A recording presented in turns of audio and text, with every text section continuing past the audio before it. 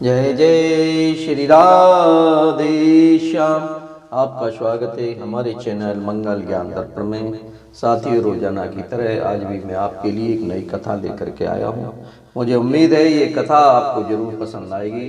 तो मेरे नए साथी मेरे चैनल से जुड़े हैं, उनसे निवेदन करूँगा मेरे चैनल को सब्सक्राइब अवश्य कर लें और अपने इष्ट मित्रों में भी चैनल को शेयर जरूर कर दिया करें। साथियों, एक समय की बात है, वृंदावन के बांके बिहारी मंदिर जी के पास बरगद के पेड़ के नीचे एक बूढ़ी माँ ने अपना बसेरा बना लिया था। शक्ल सूरत से तो वह किसी अच्छे घर की लग रही थी। उनके चेहरे की चमक बता रही थी कि वह कोई भिखारिन नहीं है, परंतु उनके फटे हुए कपड़े से ऐसा लग रहा था कि वह अम्मा बहुत ही गरीब है। वो अम्मा मैले कुचले कपड़ों में ही एक चादर पर वहां पड़ी रहती थी। आज लगभग 10-11वां दिन था। मंदिर में जो श्रद्धालु माथा टेकने आते थे, बूढ़ी माँ को थोड़ा बहुत प्रसाद दे करके जाते थे और राधे राधे कहकर चले जाते थे और कुछ खाना पीना ले जाते थे, जिससे उनका गुजारा चल जाता। श्रवण हर वर्ष अपने माता पिता की वर्षी पर मंदिर में आता था और गरीबों को भोजन दिया करता था। उसके माता पिता एक रोड एक्सीडेंट में मारे गए थे। उसके बाद से वह अकेला था। जिस समय उसके माता पिता की मृत्यु हुई थी, उस समय वह कंप्यूटर इंजीनियर कर रहा था। अब उसके आगे पीछे कोई नहीं था, लेकिन उसके माता पिता के दिए हुए संस्कार हमेशा उसका मार्गदर्शन करते थे। इंजीनियर के फाइनल ईयर के बाद प्लेसमेंट के दौरान उसे एक बहुत अच्छी नौकरी मिल गई और वह एक अच्छी कंपनी में बहुत ऊंचे पद पर कार्य करने लगा। संडे का दिन था, वह अपने दोस्तों के साथ घूमने में बिता देता था, परंतु आज उसके माता पिता की बरसी थी, इसलिए वह आज मंदिर में गरीबों को भोजन करवाने आया था। सभी गरीबों को खाना देने के बाद उसने पेड़ के नीचे बूढ़ी माँ की ओर नजर गई तो श्रवण को बूढ़ी अम्मा के चेहरे में एक अजीब सा आकर्षण और स्नेह नजर आया। शायद वह हर बूढ़ी माँ में अपनी माँ और दादी माँ को ही ढूंढता था। वह बड़े स्नेह से उस बूढ़ी अम्मा को देखने लगा। फिर अम्मा के पास जाकर बोला, अम्मा खाना खाएंगी क्या? भूख लगी है क्या अम्मा जी? लेकिन बूढ़ी माँ काफी उदास बैठी थी, शायद इसलिए उसने कोई जवाब नहीं दिया। फिर श्रवण बोला, अच्छा यह मंदिर का प्रसाद है, यह तो खा लो बूढ़ी माँ। बूढ़ी माँ ने उसकी ओर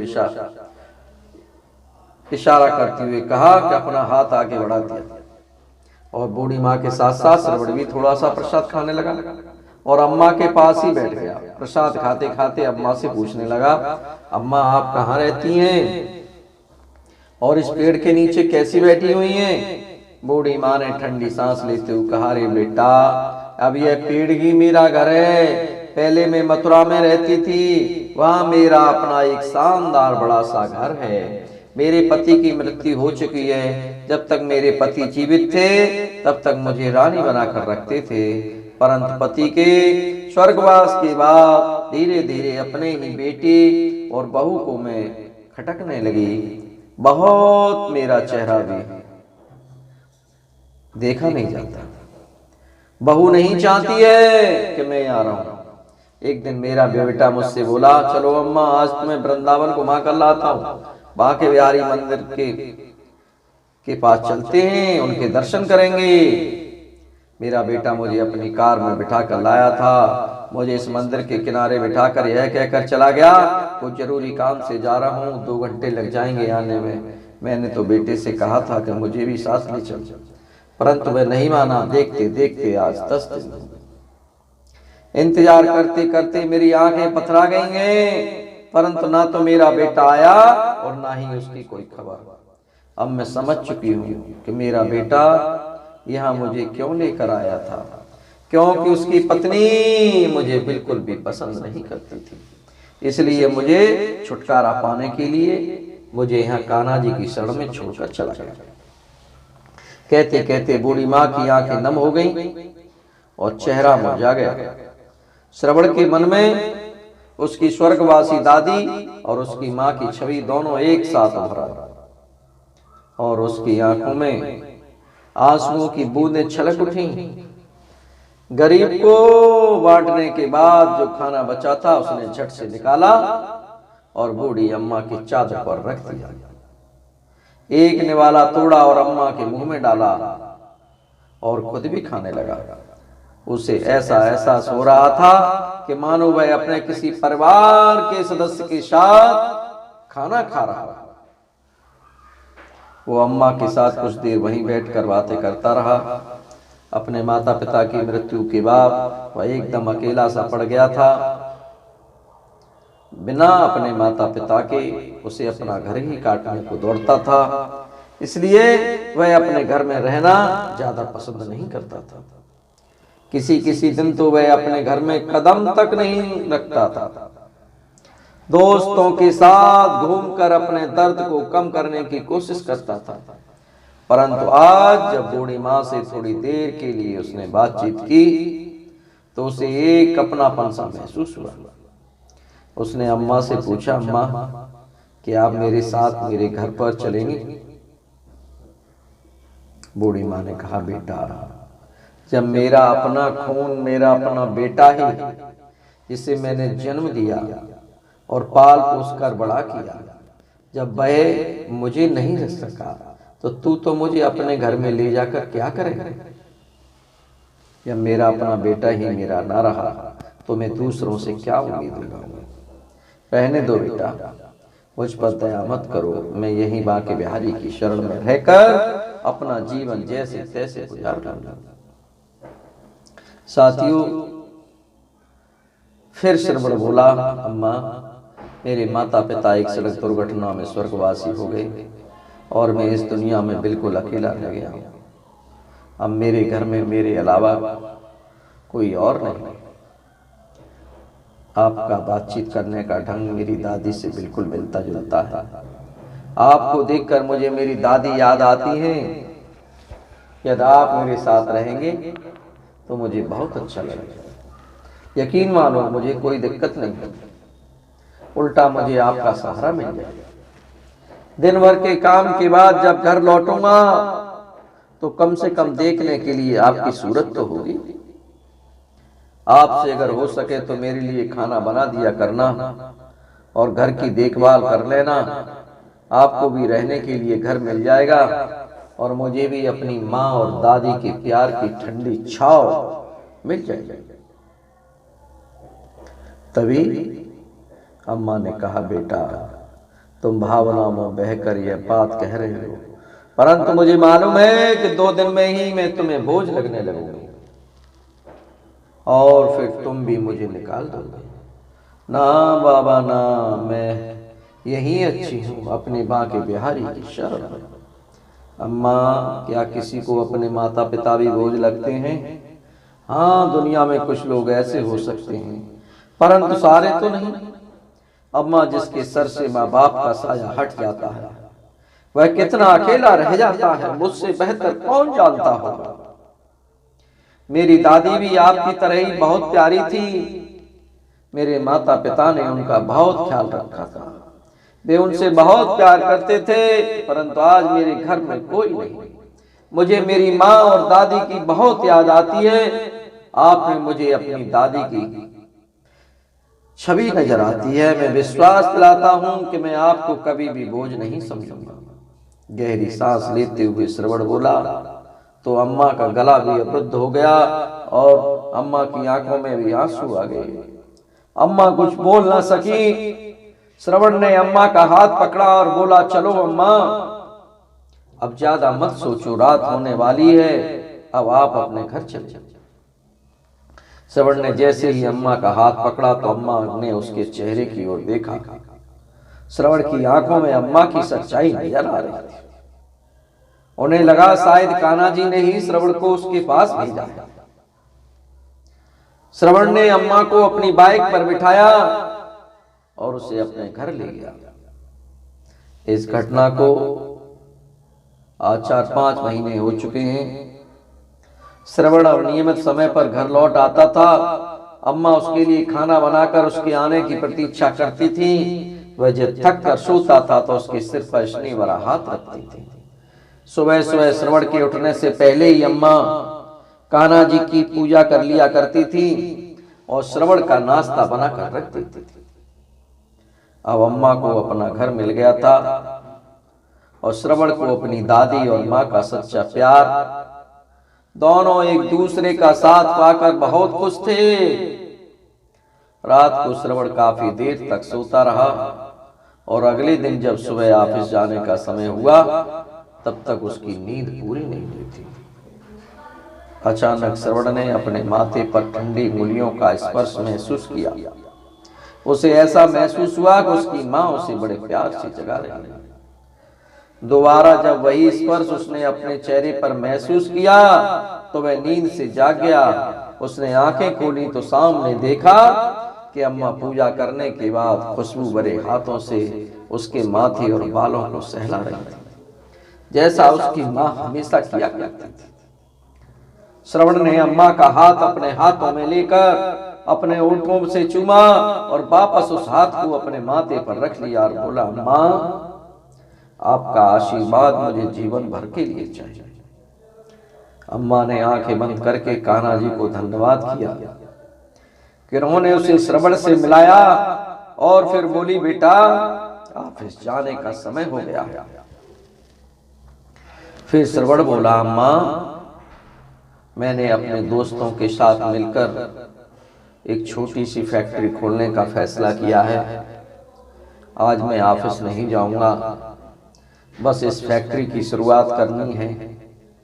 आज 11 बजे हम फैक्ट्री की पूजा करेंगे और वह पूजा आपके हाथों से ही होगी। आप तैयार रहना। यह सुनकर अम्मा बड़ी खुशी से बोली, बेटा तुमने बिल्कुल सही फैसला लिया है। वक्त के साथ साथ और भगवान के आशीर्वाद से तुम्हारी ये छोटी सी फैक्ट्री भी एक बहुत बड़ी फैक्ट्री में बदल जाएगी। यह मेरा विश्वास है और मेरा आशीर्वाद हमेशा तुम्हारे साथ है। ऐसा करते हुए अम्मा की आंखों में आशा की एक नई किरण दिखाई देने लगी। श्रवण ने अपने दोस्तों के साथ मिलकर फैक्ट्री खड़ी कर दी और उसे फैक्ट्री में अच्छी गुणवत्ता के उत्पाद बनाए। उन सभी लोगों की मेहनत के कारण फैक्ट्री की प्रगति बड़ी तेजी से हो रही थी। श्रवण अब एक और नई फैक्ट्री शुरू करने का विचार कर रहा था, जिस कारण वह और भी ज्यादा व्यस्त होता जा रहा था। एक दिन अम्मा बोली, बेटा तुम तो अपने जीवन में और ज्यादा व्यस्त होते जा रहे हो, परंतु यह बात याद रखो कि केवल काम ही जीवन का उद्देश्य नहीं होता। तुम्हें काम के लिए भी एक सहारे की आवश्यकता है। क्यों ना एक अच्छी सी लड़की ढूंढकर तुम्हारी शादी कर दी जाए। अम्मा की बात श्रवण को भी उचित लगी और बोला, अरे हाँ अम्मा, अपनी जिंदगी में मैं इतना व्यस्त हो गया हूँ कि कभी इस बारे में बातचीत करने का समय ही नहीं मिला। अम्मा एक बात कहूँ, मेरी निगाह में एक लड़की है कविता, जो मुझे बहुत पसंद है, लेकिन मैंने उससे कभी बात नहीं की। कविता श्रवण की माँ की सहेली की बेटी है, जो पढ़ाई पूरी करने के बाद इस शहर में नौकरी कर रही थी। श्रवण की उससे मुलाकात कभी कभार हो जाती थी। श्रवण को कविता का स्वभाव और बातचीत करने का तरीका बहुत अच्छा लगता था। अम्मा श्रवण के साथ कविता के घर गई और उसके माता पिता से बातचीत की और श्रवण और सरिता की शादी, कविता और श्रवण की शादी का प्रस्ताव दिया। कविता के पिताजी ने तुरंत हाँ कर दी। बस फिर क्या था, कुछ ही दिनों बाद श्रवण और कविता को दुल्हन बनाकर अपने घर ले आया। कविता अम्मा के गुणों से और उसके स्नेह से बहुत प्रभावित हुई। जितना प्यार श्रवण अम्मा से करता था, उससे कहीं ज्यादा लगाव कविता का अब अम्मा से हो चुका था। कविता हमेशा सोचती कि न जाने अम्मा उसके दिल की हर बात को वो कैसे जान लेती हैं और कैसे उसकी हर चाहत को उसके कहे बिना पूरा कर देती हैं। समय बीतने लगा और श्रवण के घर में 2 जुड़वा बच्चों ने जन्म लिया, एक बेटा और एक बेटी। श्रवण का घर तो जैसे खुशियों से भर उठा था। अम्मा जी अब सही मायने में दादी बन चुकी थी। अब उनकी मुख्य जिम्मेदारी श्रवण और कविता नहीं बल्कि अम्मा के पोता और पोती हो गई। अब अम्मा का बिस्तर अपने पोता और पोती के कमरे में लगा दिया गया ताकि वे दोनों अम्मा के स्नेह की छांव में रहें और उनके संस्कारों के साथ पले और बड़े हो जाएं। बिना दादी के तो दोनों बच्चे एक समय का खाना तक भी नहीं खाते थे।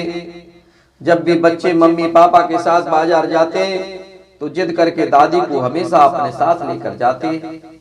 सरिता यानी कि कविता और श्रवण भी अपनी दोनों बच्चों की जिम्मेदारी अम्मा को देकर बिल्कुल बेफिक्र हो चुके थे। कविता अपने पति श्रवण के साथ उसके काम में पूरी मदद करती थी। श्रवण को भी कविता के रूप में बहुत अच्छा जीवन साथी मिला था, जिस कारण उसकी फैक्ट्री अब नई ऊंचाइयों को छू रही थी।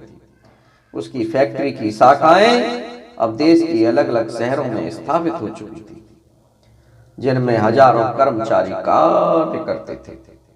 उधर अम्मा का बेटा निशांत, जो अम्मा को दर दर की ठोकरें खाने के लिए छोड़कर चला गया था, रह रहकर अपराध बोध से ग्रस्त हो रहा था। अपने निष्पाप और निरपराध मां के साथ किया गया व्यवहार पल पर उसे कचोटता रहता था। आने वाले हर पल के साथ उसका अपराध बोध बढ़ता ही जा रहा था और अपने घर के झगड़ों से दुखी होकर और अपनी पत्नी के साथ सुखी जीवन जीने की चाह में उसने अपनी मां का त्याग कर दिया था।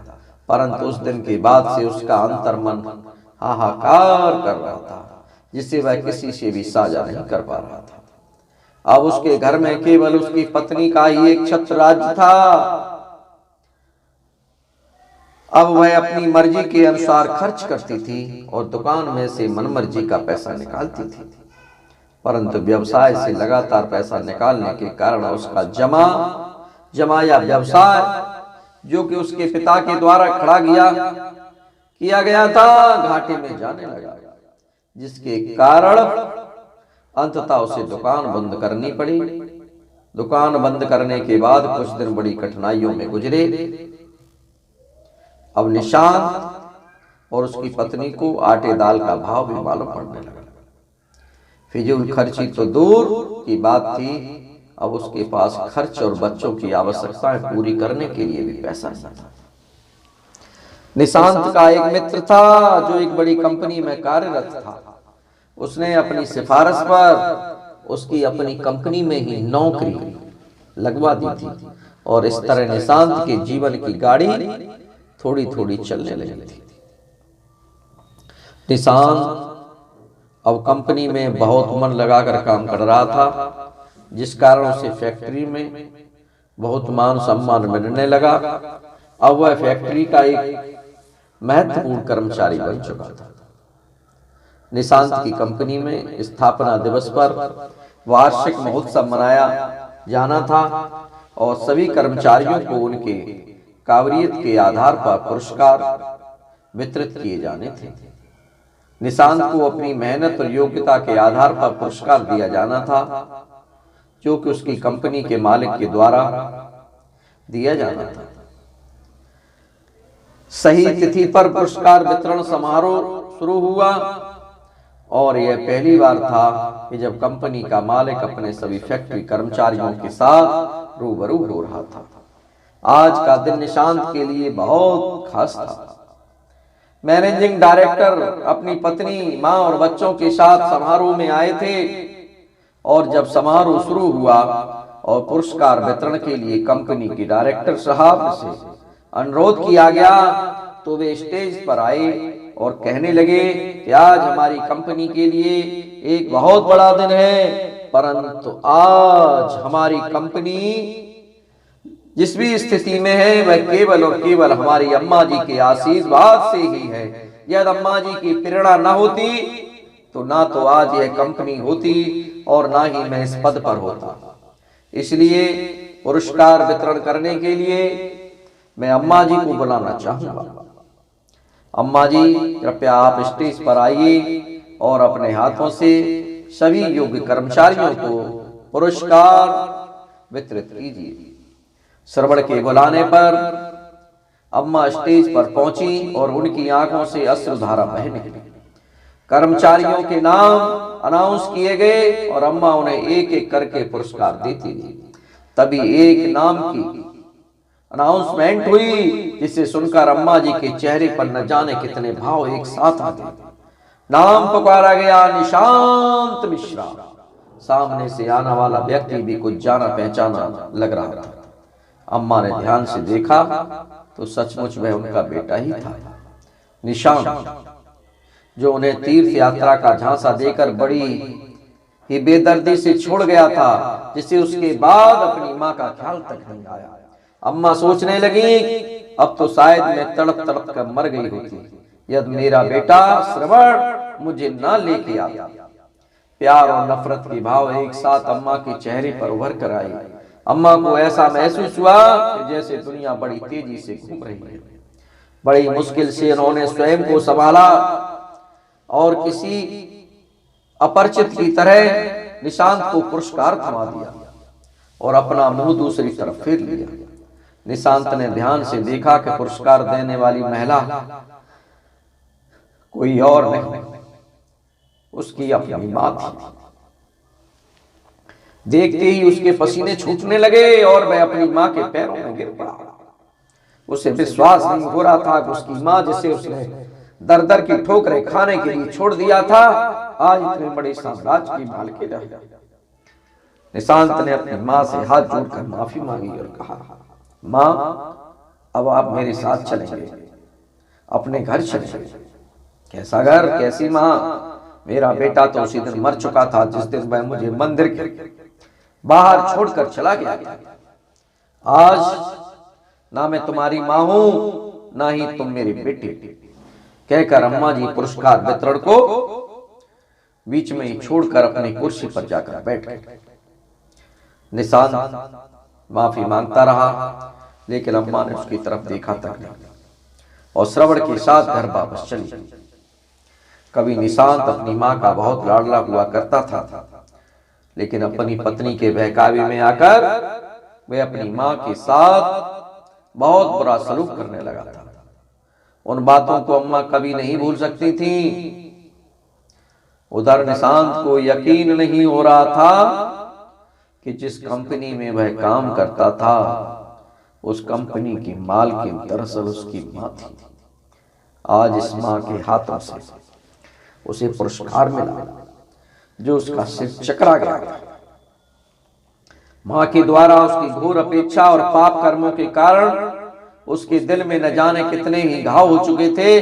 हर पल उसे अपनी मां की याद सता रही थी, अपनी करतूत उसे झकझोर रही थी और नासूर बनकर उसे लगातार चोट पहुंचा रही थी। एक दिन रविवार को जब उसके ऑफिस की छुट्टी थी, तो वह अपनी पत्नी नीता को लेकर स्कूटर पर राधा रानी के मंदिर दर्शन करने के लिए गया। राधा कृष्ण की मूर्ति के सामने हाथ जोड़कर खड़ा हो गया तो उसे ऐसे लगा जैसे भगवान की कुटिल दृष्टि से उसके द्वारा किए गए घोर पाप के लिए उससे पर हंस रहे थे। घबरा कर उसने आंखें खोली। पूजा पाठ करके मंदिर से आते हुए अपराध बोध के कारण उसकी मानसिक स्थिति बिगड़ी हुई थी, जिस कारण उसे सामने से आता हुआ ट्रक नजर नहीं आया और तेज धमाके के साथ स्कूटर ट्रक से टकरा गया। वे दोनों बड़ी बुरी तरह से घायल हो गए। निशांत की स्थिति गंभीर बनी हुई थी, उसके पैर की हड्डी टूट चुकी थी और इधर उसकी पत्नी नीता को पैरालिसिस सा हो चुका था। वह उठने और चलने में असमर्थ थी। जब उसे होश आया तो दहाड़े मारकर रोने लगी। अब घर पर भी दोनों बच्चों की देखरेख के लिए कोई नहीं था। नीता के मायके से उसके भाई भाभी उसका पता करने के लिए आए, परंतु थोड़ी देर हालचाल पूछकर वे दोनों चलते बने। निशांत के दोस्त ने सारी घटना की जानकारी कंपनी के मालिक श्रवण को दी। जब श्रवण फोन पर उससे बात कर रहा था तो अम्मा वहीं बैठकर उसके साथ चाय नाश्ता कर रही थी। निशांत का नाम सुनकर अम्मा चौंक उठी। उसने श्रवण से पूछा, क्या हुआ, किस बारे में बात हो रही थी? तो श्रवण ने सारा हाल कह सुनाया कि उसकी कंपनी का एक कर्मचारी निशांत का एक्सीडेंट हो गया और वह गंभीर रूप से घायल है। यह सुनकर अम्मा रोने लगी।